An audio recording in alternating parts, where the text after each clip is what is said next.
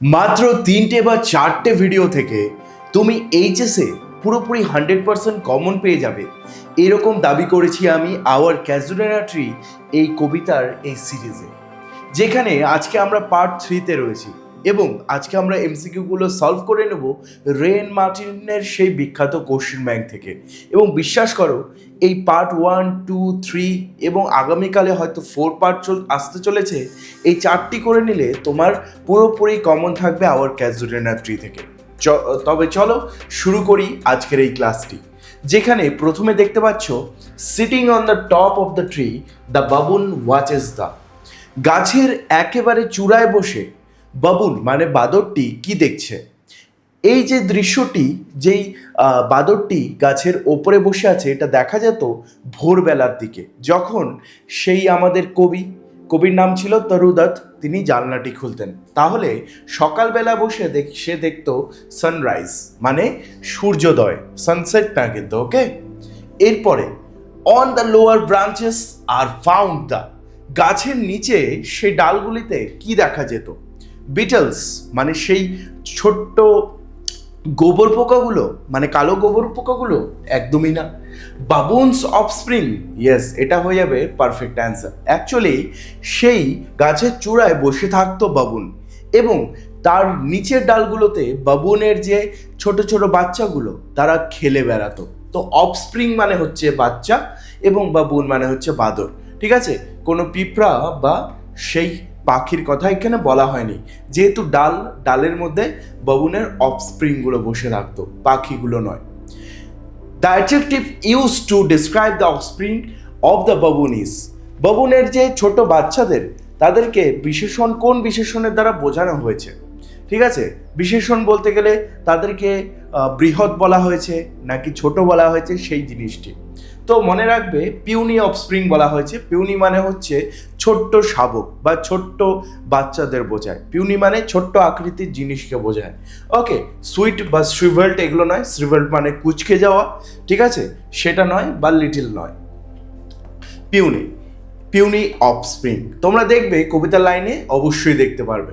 আর যারা যারা এই কবিতাটি ভালো মতো এখনো পড়োনি টেক্সট বই দেখে, তাদেরকে বলবো ডেসক্রিপশনে আমি অ্যানিমেটেড ভিডিও লিঙ্ক দিয়েছি, একদম সহজে অ্যানিমেটেড কার্টুন দেখো এবং এই কবিতাটিকে লাইন বাই লাইন বুঝে নাও আমাদের এই চ্যানেলে। আমি ফ্রিতে সেই ডেসক্রিপশনের লিঙ্কটা দিয়ে রেখেছি, দেখে নিও। What do the baboons offspring do, বাবুনের শাবকেরা, বাবুন মানে কিন্তু বাদর, তারা কি করছে? তারা ঘুমোচ্ছে না কিন্তু সকালবেলা, বা বসে নেই, তারা লিপ অ্যাবাউট করছে এবং প্লে করছে, তারা লাফালাফি করছে। লিপ অ্যাবাউট মানে কি? লাফালাফি এবং প্লে, খেলছে। পরবর্তী কোশ্চেনে আমরা চলে আসি। Which of the following birds is mentioned in the poem, কোন পাখির কথা এই আমাদের কবিতায় জানা যায়? বুলবুল নামে কোনো পাখি নেই এই কবিতার মধ্যে। কোকিলের কথা বলা হয়েছে, ইয়েস। ফ্যালকনের কথা বলা হয়নি, ফ্যালকন মানে ওই চিল শকুন পাখির মতো। আর উড পেকার মানে কাঠটুকরে পাখি, সেটিও নেই এখানে। শুধুমাত্র কোকিল পাখির আমরা বর্ণনা পেয়ে যাই। আর আমরা জানতে পারি কোকিলের ডাক শুনে ভোরবেলা শুরু হয়, ওকে। অবশ্যই কিন্তু কবিতাটি ভালো মতো পড়ে নিও, নাহলে কিন্তু এমসিকিউ এ অনেক বেশি কঠিন লাগবে তখন। আর যদি তুমি ভালো মতো সেই কবিতাটি অ্যানিমেটেডের মাধ্যমে দেখে নাও, বিশ্বাস করো এই পুরো 12 ক্লাস এমনকি পরেও তোমার সেটা মনে থাকবে, কারণ এতটা ডিটেলে আমি পড়িয়েছি। ইন দ্য পোয়েম কোকিলাস মিন, কোকিলা বলতে কি বোঝানো হয়েছে? আমরা সবাই জানি, আমরা যেহেতু ভারতীয়, আমরা কুক্কু পাখিকে, মানে ইংলিশে বলা হয় কুক্কু, সেটাকে বাংলায় আমরা বলি কোকিল পাখি, তাই না? কোকিল পাখিকে কুক্কু বলা হয়, কোনো কাক নয়, অথবা স্প্যারো মানে চড়ুই পাখি নয়, বা টিয়া পাখি নয়। নেক্সট কোশ্চেনে আমরা আসি। In the poem our casuarina who are singing, কবিতায় কারা গান গাইছে? দেখো কবিতায় কুক্কু পাখির গান কথা সকালে বলা হয়েছে, ঠিক আছে। আর পোয়েটের ফ্রেন্ডের তো কোনো বর্ণনা নেই, মানে পোয়েটের কোনো বন্ধু বান্ধবের কোনো বর্ণনা নেই, তো এটাও হবে না। সিবলিংস তারা তো মারা গেছে, ঠিক আছে, ভাই বোন তারা তো মারা গেছে, তারা তো গান গাইতে পারবে না। স্প্যারোর কোনো এখানে বর্ণনা নেই, মানে চড়ুই পাখির কোনো বর্ণনা নেই, তাই কুকুসটাই হয়ে যাবে পারফেক্ট অ্যান্সার।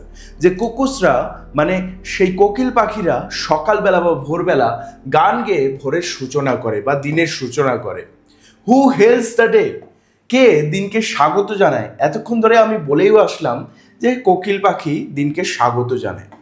এরপরে the sleepy cows go to the, ঘুমন্ত গরুগুলো কোথায় যাচ্ছে? ঘুমন্ত গরুগুলো যাচ্ছে তাদের চারণভূমিতে। চারণভূমি মানে যেখানে গিয়ে সে মাঠে গিয়ে ঘাস খাবে, সেটাকে বলে চারণভূমি। সেটার ইংলিশ কি? প্যাস্টার্স। ওকে, শেড নয়, সেটা হচ্ছে প্যাস্টার্স। ওকে, কোনো রিভার নয় বা কোনো পন্ড অথবা ডোবা নয়। ওকে, এটা হয়ে গেল pastures. The tree shadows fall on the, সেই গাছের ছায়া কোথায় পড়ে? গাছের ছায়া একটা বৃহৎ একটা পুকুরের ওপরে পড়ে, ঠিক আছে, যেটা মানুষের দ্বারা তৈরি, সেটাকে বলা হয় ট্যাঙ্ক। ওকে, তো এখানে ব্রড ট্যাঙ্ক মানে বৃহৎ একটা পুকুরের ওপরে পড়ে, কোনো মাঠের উপরে নয়, কোনো সেই নদীর উপরে নয়, বা আমাদের কবির বাড়ির উপরে নয়, সেটা সেই একটা ডোবার উপরে অথবা একটা পুকুরের উপরে তার গাছের ছায়াটি পড়ছে। কোন গাছের কথা বলা হয়েছে? ক্যাজুরিনা গাছ। সেই গাছটি কোথায় ছিল? কবির নিজস্ব বাড়ির বাগানে ছিল। পৃথিবীর সবথেকে সেরা ব্যক্তি তথা স্টুডেন্টরা সেরা হয়ে উঠেছে কারণ তারা সঠিক সিদ্ধান্ত নিয়েছে। এবার সিদ্ধান্ত নেওয়ার পালা তোমার। এবার উচ্চ মাধ্যমিকের প্রিপারেশন হবে সবথেকে সেরা, কারণ SBR EdTech অ্যাপ তোমাদের জন্য নিয়ে এসেছে অ্যানিমেটেড ক্লাসেস, যেখানে কঠিন চ্যাপ্টারগুলো তোমরা অ্যানিমেশনের মাধ্যমে বুঝে নিতে পারবে। সঙ্গে থাকছে লাইভ ক্লাসেস, যেখানে SBR স্যারের সঙ্গে তুমি তোমার ডাউটগুলো সলভ করতে পারবে। লাইভ ক্লাস মিস হলেও কোনো আপত্তি নেই, থাকছে রেকর্ডেড ক্লাসেস, যে কোনো সময় যে কোনো জায়গায় তুমি তোমার ক্লাস করতে পারবে। সাবজেক্ট থাকছে ইংলিশ, বেঙ্গলি, হিস্ট্রি এবং জিওগ্রাফি। প্রতিটি চ্যাপ্টারে থাকছে ডিজিটাল মক টেস্ট, যে কোনো প্রশ্নের উত্তর সহজ করার জন্য থাকছে অ্যানিমেটেড নোট। এছাড়াও ইম্পর্টেন্ট নোটগুলো তুমি ডাউনলোড করতে পারবে এবং প্রিন্ট আউটও করতে পারবে। গ্রামারের জন্য স্পেশাল গ্রামার ক্লাসেস থাকছে, যারা একেবারেই গ্রামার জানো না তাদের জন্য 0 to মাস্টার ক্লাস থাকছে। আর এতেই শেষ নয়, সাজেশন ব্যাচ তোমাদের জন্য পুরোপুরি ফ্রি থাকছে। যদি তুমি তোমার বেস্ট ভার্সন হয়ে উঠতে চাও তবে অবশ্যই SBR EdTech অ্যাপটি আমাদের ডেসক্রিপশন থেকে অথবা প্লে স্টোর থেকে ডাউনলোড করে নাও। এরকম premium animated materials, mock test তথা অ্যানিমেটেড ভিডিওসগুলো তোমার স্কুল তথা তোমার ফ্রেন্ডসের কাছে কারো কাছেই থাকবে না। এটাই তোমার প্লাস পয়েন্ট। তবে অবশ্যই জয়েন করে নাও আলফা ব্যাচটি, যেটি ক্লাস 12 সেমিস্টার 3-তে তোমাকে তোমার স্কুল তথা পশ্চিমবঙ্গের সেরা স্টুডেন্টদের মধ্যে একজন করে তুলবে এবং তুমি হয়ে উঠবে তোমার বন্ধু এবং টিচার্সদের মধ্যে সব থেকে favourite student. Toru Dutt describe the hot tree. Toru Dutt এই প্রাচীন গাছটিকে কিভাবে বর্ণনা করেছেন? অনেক বৃহৎ, ফাস্ট, ইয়েস। অনেক বিউটিফুল, হ্যাঁ বলেছেন। স্মল বলেছেন না। তাহলে ফাস্ট অ্যান্ড বিউটিফুল যেহেতু দুটাই ঠিক, তাহলে ডি নাম্বারটা হয়ে যাবে বোথ A and B, এটা হয়ে যাবে পারফেক্ট অ্যান্সার। ওকে, বি নাম্বার লেখা যাবে না, এ নাম্বার লেখা যাবে না, ডিরেক্ট বলতে হবে যে A আর B দুটোই সঠিক। ওকে, নেক্সট কোশ্চিনে আমরা চলে আসি। আচ্ছা, তোমরা ক্লাস 12-এ পড়ছো সেমিস্টার 3-তে, খুবই ইম্পর্টেন্ট একটা ক্লাস। কিন্তু বিশ্বাস করো, এই যে চ্যানেলটি রয়েছে SBR EdTech, তোমার একেবারেই 100% ভালো রেজাল্ট করার এখানে কিন্তু আমরা প্ল্যানিং নিয়ে আসি, যেখানে তোমাদেরকে পুরোপুরি ফ্রিতে অ্যানিমেটেড ক্লাস দেওয়া আছে এই চ্যানেলের মধ্যে। তুমি যে কোনো একটা চ্যাপ্টারের নাম লেখো, পাশে লেখো SBR EdTech, অ্যানিমেটেড ভিডিও তোমাদের কাছে চলে আসবে। যেমন দ্য নাইট ট্রেনের দেউলি, তারপরে ইউলিসিস, দ্য বেট, এমনকি সেই বৃহৎ নাটকটি রাইডার্স টু দ্য সি, সেটিরও কোয়ালিটি একদম অ্যানিমেশন আমি দিয়েছি এই চ্যানেলে, আবার ফ্রিতে। তো দেখে নিও অবশ্যই এবং কমেন্টে অবশ্যই জানিও কেমন লেগেছে সেই অ্যানিমেশনগুলি। What springs in the tank, জলাশয়ে কি ফোটে? বললাম না সেই জলাশয়, সেখানে কি গাছের ছায়াটি পড়ছে, তো সেখানে ওয়াটার লিলিজ দেখা যায়, মানে সাদা সেই পদ্ম ফুলের মতো শাপলা ফুলগুলো দেখা যায়।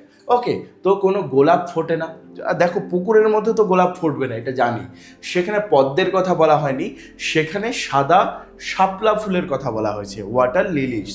ওকে, ড্যাফোডিলস নয়, মনে রাখতে হবে। যারা যারা অ্যানিমেটেড ভিডিওটা দেখেছো তাদের কাছে একদমই জল মনে হচ্ছে এই কোশ্চেনগুলো, তাই না? অবশ্যই জানাবে যারা দেখেছো কমেন্টের মধ্যে। The water Lily's in the tank looks like, জলাশয়ের শাপলা ফুলগুলোকে কেমন দেখাচ্ছে? আসলে সেই জলাশয়ের মধ্যে শাপলা ফুলগুলো এত পরিমাণে ছিল যে দেখতে মনে হচ্ছিল সাদা বরফের মতো, ঠিক আছে? এই যে এনম্যাস স্নো, তাকে শর্টকাটে বললে যে বরফের স্তূপের মতো মনে হচ্ছিল। এনম্যাস্ট মানে কি স্তূপ, মানে বরফের স্তূপের মতো লাগছিল, কোনো কুয়াশা নয় বা কোনো কালো ধোঁয়া নয়। ওকে, ব্ল্যাক স্মোক মানে কালো ধোঁয়া। নেক্সটে আমরা আসি 54, the casuarina tree is dear to the poet not because of its. Casuarina গাছটি কবির কাছে প্রিয়, কিন্তু কোন কারণের জন্য নয়, সেটা হবে ম্যাগনিফিসেন্স। মানে সে যে ক্যাজুয়াল গাছটি সেটা কিন্তু তার আকৃতির জন্য কবির কাছে সে প্রিয় নয়, এটা কবিতাতে বলা আছে একটি লাইনে। ওকে, সে অ্যাকচুয়ালি সেই গাছটি প্রিয় হচ্ছে সেই পুরনো মেমোরিসের জন্য, কারণ একসময় সেই আমাদের কবি তরু দত্ত তার ভাই বোনদের সঙ্গে সেই গাছের নিচে খেলতো। ওকে, ক্যাজুয়াল গাছটি, এই যে ক্যাজুয়াল গাছ is dear to the poets, actually casuarina গাছটি কবির কাছে কীরকম প্রিয়, ফ্রেন্ডের মতো, প্যারেন্টসের মতো, প্যারেন্টস মানে বাবা মার মতো, নাকি অস্তিত্ব, নাকি সোল হয়ে যাবে, এটা কারেক্ট অ্যান্সার। মানে একদম আত্মার কাছে প্রিয়, সেই গাছটি তার কাছে আত্মার কাছে প্রিয়, মানে সে মন থেকে তাকে ভালোবাসে। The casuarina tree is dear to the poet because, কেন সেই গাছটি তার কাছে খুবই প্রিয়। একটু আগেই আমরা ডিসকাস করলাম যে এটা কি তাকে শেল্টার দেয় তার জন্য, একদমই না। শেল্টার মানে আশ্রয় দেয় অনেক পশু পাখিকে, তার জন্য একদমই না। ইট ইজ এনার্মাস অ্যান্ড ম্যাগনিফিসেন্ট, এটা অনেক বড় এবং অনেক বেশ দেখতে চমৎকার, তার জন্য না। আমরা জানলাম এটাও না। এটাতে অনেক বেশি তার পুরোনো দিনের মেমোরি আছে, হ্যাঁ হতে পারে।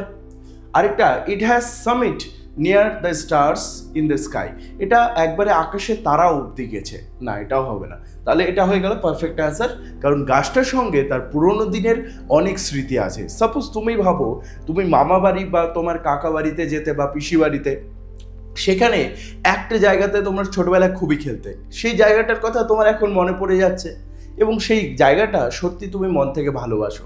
হয়তো সেই জায়গাটা আর নেই, কিন্তু তবুও তোমার সেটার প্রতি কিন্তু একটা ভালোবাসা রয়েছে। তো সেই রকম এই ভালোবাসাটা তরু দত্তের সেই ক্যাজুনা গাছের সঙ্গে রয়েছে।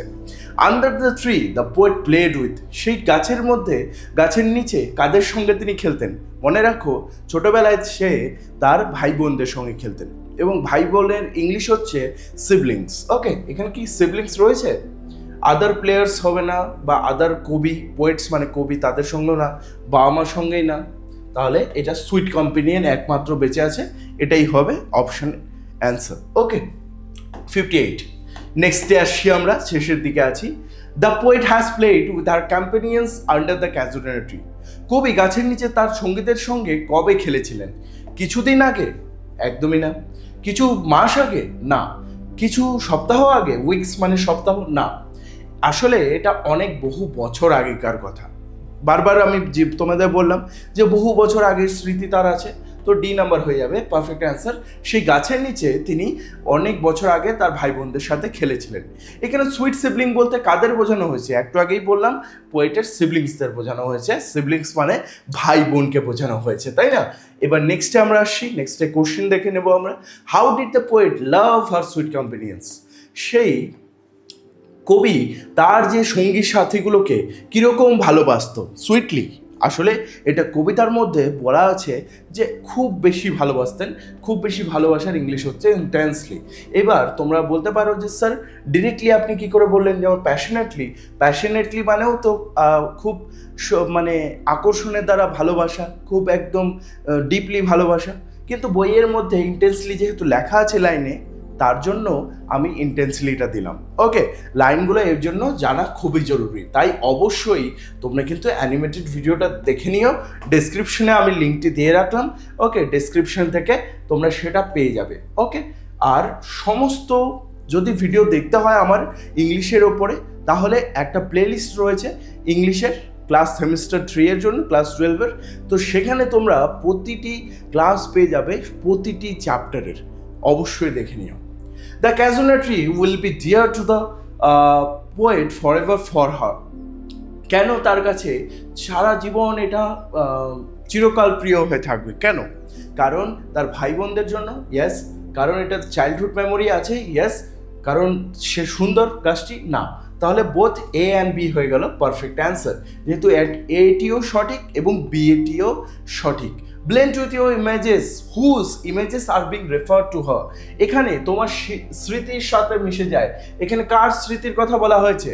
এখানে ক্যাজুইনা গাছের না সেই সিবলিংসের? এখানে সিবলিংসের কথা বলা হয়েছে।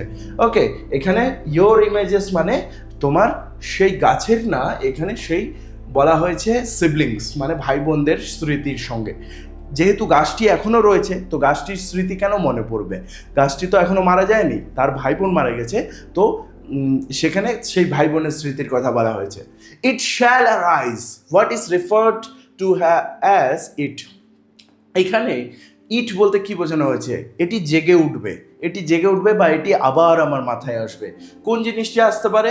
সেই তার হারানো সাথীদের সেই চিন্তাধারা তার মাথায় আসতে পারে। ওকে, তাহলে এটা হচ্ছে আবার ফিরে আসবে। সেই এটি বলতে সেই হারানো সাথীদের স্মৃতির কথা বলা হয়েছে। What makes the poet cry, কবিকে কোন জিনিসটি কাঁদিয়ে ফেলছে? কোন বিষয়টি? Memory of a paternal house, মানে তার বাবা মার যে বাড়িটি সেটার কথা মনে পড়ছে? না, একদমই না। তার সেই পুরনো কম্পেনিয়ন্সের কথা হতে পারে। তার ক্যাজুনা গাছকে মনে পড়ছে? না, সেটা দিয়ে তার কান্না কিন্তু পাচ্ছে না। তার অ্যাকচুয়ালি কান্না পাচ্ছে পুরনো দিনের স্মৃতি এবং পুরনো দিনের সেই কম্পেনিয়ন্সদের কথা ভেবে। কম্পেনিয়ন্স মানে সাথী। তো memory of the time spend with the companions under the casuarina, এটা হবে কারেক্ট অ্যান্সার। কারণ এখানে বলা হয়েছে তার মনে পড়ে যাচ্ছে সেই পুরনো দিনের স্মৃতিগুলো, যখন ক্যাজুনা গাছের নিচে সে তার ভাই বোনদের সাথে কাটিয়েছিল সেই সময়গুলো। এটা বেশি পারফেক্ট মনে হচ্ছে, তো বি নাম্বারটা কেটে দিলাম।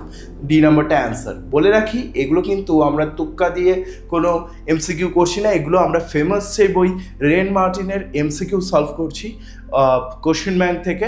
এবং এই কোশ্চেনগুলো বানানো হয় পশ্চিমবঙ্গের সেরা থেকে সেরা সেই টিচারদের দ্বারা, আর সেগুলোই কিন্তু সেই আমাদের এইচএসের বোর্ডে পাঠানো হয় এবং সেখান থেকে এই উচ্চ মাধ্যমিকে তোমাদের কোশ্চেন পেপার তৈরি হয়। তাই যদি তোমরা এগুলো করে নাও, 100% তোমাদের কমন থাকবেই থাকবে এবং পরীক্ষায় আরও ইজি আসবে। বিশ্বাস করো, পরীক্ষায় আরও ইজি আসবে।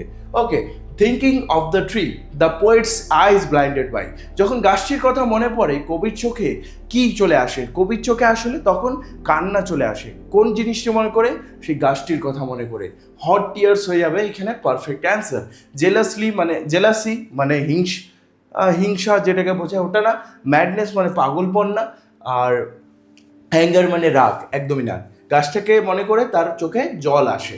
The poet could think of the tree until, কবি কতক্ষণ অবধি গাছটির কথা মনে করতে পারে? যতক্ষণ না তার চোখগুলো একদম গরম সেই অশ্রু দিয়ে একবার ঢেকে যায়, মানে গরম সেই কান্নার জল দিয়ে একদম ঢেকে যায়, ততক্ষণ সে তার গাছের কথাটা মনে পড়তে পারে। যতক্ষণ না সে ঘুমিয়ে পড়তে পারে, এটা একদমই না। যতক্ষণ না সে একদম খুশি হয়ে যায়, খুশি হওয়ার কোনো কথাই বলা হয়নি এখানে। যতক্ষণ না সে একদম ক্লান্ত হয়ে যায়, একদমই না। এটা হয়ে যাবে এ নাম্বারটা। নেক্সটে আমরা আসি 67। What sound does the tree make according to the poem, কবিতাতে গাছটি কেমন শব্দ করে? গাছটি একটা কেমন যেন বিড়বিড় শব্দ করে। বিড়বিড় শব্দ মানে হচ্ছে মারমার শব্দ, ঠিক আছে? ইংলিশে এটাকে বলা হয় মারমার শব্দ। এবার তোমাদের কোশ্চেন হতে পারে, স্যার এত তাড়াতাড়ি আপনি অ্যান্সার কী করে বলে দিচ্ছেন এতগুলো অপশনের মধ্যে? কারণ একমাত্র এই ওয়ার্ডটি বইয়ের মধ্যে আছে যেটা গাছের শব্দ বলা হয়েছে। কোনো সুইট সং নয়, কোনো বাবুন্স ক্রাই নয়, কোনো পাতার আওয়াজ নয়। রাসলিং অফ লিভস মানে পাতার আওয়াজ, এগুলো বলা হয়নি। তাই কবিতার লাইনগুলো ভালো মতো পড়বে, তাহলেই কিন্তু এমসিকিউ সব অ্যাটেন্ড করতে পারবে। ডাজ লাইক মারমার, এটা আসলে কি? এটা কি কোনো পাখির শব্দ? একদমই না, পাখির আওয়াজ না।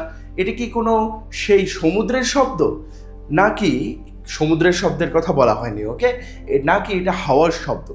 নাকি এটা সেই গাছের কান্না? এটা অ্যাকচুয়ালি সেই গাছের কান্নার শব্দর কথাই বলা হয়েছে। ওকে, এটা অ্যাকচুয়ালি সেই গাছের কান্নাকে তুলনা করা হয়েছে একটা বিড়বিড় শব্দের সাথে। What does the poet compare the murmur of the tree to, মানে গাছের সেই গুঞ্জনটা সেটা কার সঙ্গে তিনি তুলনা করেছেন? কিসের সঙ্গে? সেটা একটা গ্রীষ্মের দিনের হাওয়ার সঙ্গে। গ্রীষ্মের দিনের কোনো কথা বলা হয়নি, এটা হবে না। সাউন্ড অফ দ্য ড্রামস মানে সেই ড্রামসের আওয়াজের সঙ্গে? একদমই না, এটাও বলা হয়নি। Sound of the sea waves breaking on the sea beach, হ্যাঁ এটা বলা হয়েছে যে সেই যে সমুদ্রের আওয়াজ যেটা একদম আছড়ে পড়ছে সমুদ্রের ঢেউটা, সেই আওয়াজের সঙ্গে গাছের কান্নার আওয়াজটাকে করা হয়েছে তুলনা। যেমন দেখবে সমুদ্রের পাশে তুমি একা যখন বসে থাকবে তখন কিন্তু তোমার মনটা যতটা শান্ত হবে ততটা পুরোনো দিনের কথা মনে পড়ে যাবে। একটা সাধারণ তুমি ভেবে দেখো, কারণ সমুদ্রের পাশে আলাদাই একটা শান্তি থাকে এবং তুমি পুরোনো দিনের কথাগুলোকে তখন মনে করতে পারো। তাই সেই গাছের কান্নাকে সেই সমুদ্রের ঢেউয়ের আওয়াজের সঙ্গে তুলনা করা হয়েছে, মানে একটা স্যাডনেস নিয়ে আসা হয়েছে। ওকে, কোনো বাঁশির আওয়াজের সঙ্গে তুলনা করা হয়নি। এবং আজকের জন্য আমাদের লাস্ট কোশ্চেন, ইরি স্পিচ বলতে কি বোঝানো হয়েছে? এখানে ইরি স্পিচ বলতে সেই গাছের কান্নাকেই বলা হয়েছে একটা ভুতুরে আওয়াজ। ইরি স্পিচ মানে কি? ভুতুরে আওয়াজ, বা যেটা আওয়াজ শুনতে তোমার ভালো লাগে না, ঠিক আছে, এরকম একটা কোনো আওয়াজ। ওকে, কোনো এটা বাতাসের শব্দ নয়, কোনো এটা পাখির শব্দ নয়, বা কোনো কবির প্রার্থনার শব্দ নয়, এখানে হবে ল্যামেন্ট অফ দ্য ট্রি। তবে আমি আশা করছি আজকের এই ক্লাসটি তোমাদেরকে প্রতিটা লাইন আমি ভালো মতো বুঝাতে পারলাম। যদি তোমরা এর অ্যানিমেটেড ভিডিওটা না দেখে থাকো, ইউটিউবের মধ্যে সব থেকে সেরাভাবে একদম ইজিভাবে আমি বুঝিয়েছি, সেই অ্যানিমেটেড ভিডিও যদি তোমরা দেখে নাও আর কোনো ভিডিও তোমাদেরকে দেখতে হবে না, এটুকু বলছি। কারণ line by line word meaning সহ আমি সেগুলো এক্সপ্লেনেশন দিয়েছি। আরও এরকম কোয়ালিটি ভিডিও আমি নিয়ে আসবো। এরপরে পার্ট 4টি অবশ্যই দেখো, ডিসক্রিপশনে পার্ট 1 এবং পার্ট 2 এর দেওয়া আছে লিঙ্ক। এবং তোমরা যদি আমার কাছে লাইভ পড়তে চাও এবং আমার অ্যানিমেটেড প্রিমিয়াম নোটস এবং কমিক বুকস পড়তে চাও, তাহলে আমার অ্যাপটি ডাউনলোড করো, SBR EdTech, সেটা ডিসক্রিপশনে দেওয়া আছে লিঙ্ক। এবং সঙ্গে সেখানে তুমি আলফা ব্যাচটি নিয়ে নিতে পারো শুধুমাত্র 199 টাকায়। পুরো 3rd সেমিস্টার আমি তোমাদেরকে পড়াবো, আর কোনো এক্সট্রা চার্জ লাগবে না। সেখানে তুমি পাচ্ছ কমিক বুক প্রতিটি চ্যাপ্টারের, তার সঙ্গে পাচ্ছ তুমি অ্যানিমেটেড নোটস এরকম, যেখানে তুমি এগুলো পড়ে নিয়ে সঙ্গে সঙ্গে মক টেস্ট দিতে পারবে। মক টেস্টেরও সুবিধা রয়েছে। সঙ্গে তুমি নোটগুলো যেগুলো ইম্পর্টেন্ট, যেমন রেন মার্টিন, আবার ডাফ অ্যান্ড ডাট একটা আলাদা কোশ্চেন ব্যাংক, সেটাও খুবই ভালো।